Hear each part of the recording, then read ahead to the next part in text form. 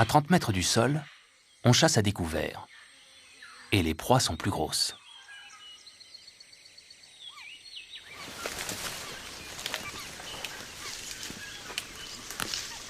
Les troupes de singes se nourrissent de fleurs et de fruits.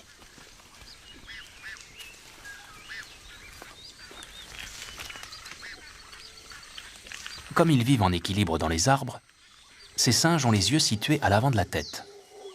Ils peuvent ainsi mieux évaluer les distances d'une branche à l'autre. L'inconvénient, c'est qu'ils voient mal sur les côtés.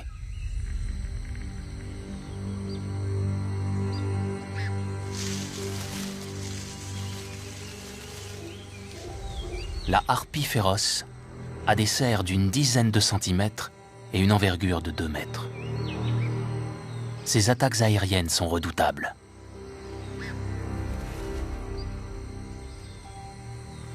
Caché sous la canopée, un singe est hors d'atteinte.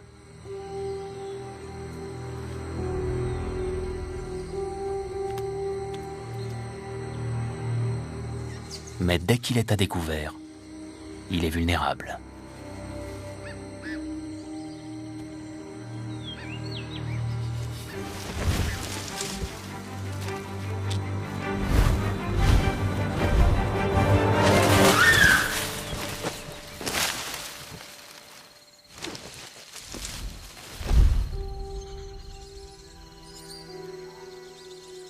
La harpie peut soulever une proie aussi lourde qu'un singe. Elle a donc besoin d'une musculature puissante.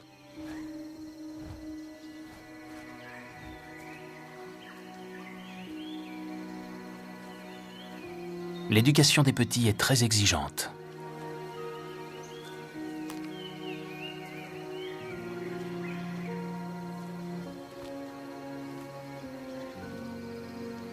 Il requiert beaucoup de nourriture et de soins.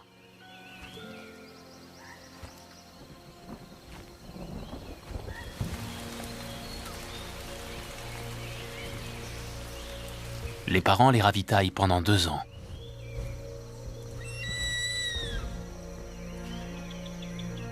Ils leur apportent régulièrement des singes et des paresseux.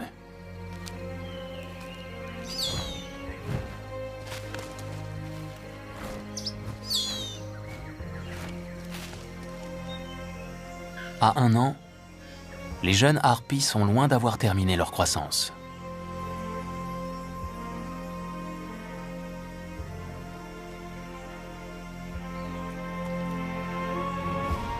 Elles doivent encore développer les muscles de leurs ailes.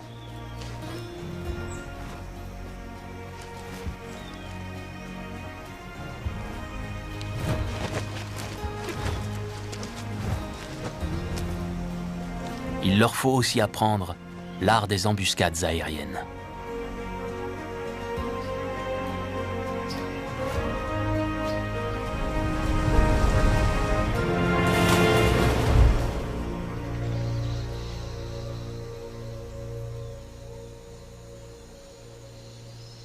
Les singes sont malins et difficiles à attaquer par surprise.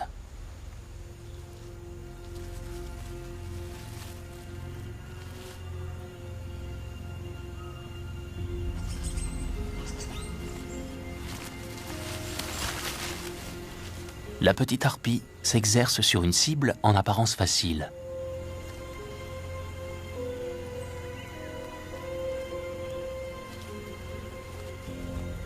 Un paresseux tridactyle. C'est la proie la plus lente de la forêt. On pourrait croire qu'il ne fait pas le poids face au plus puissant des rapaces.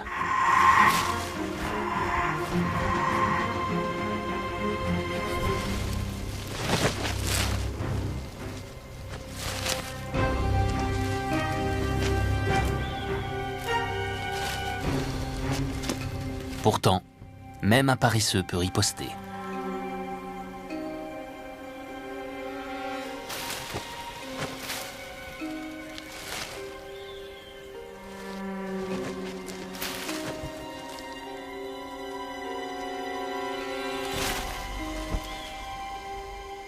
La harpie retiendra la leçon.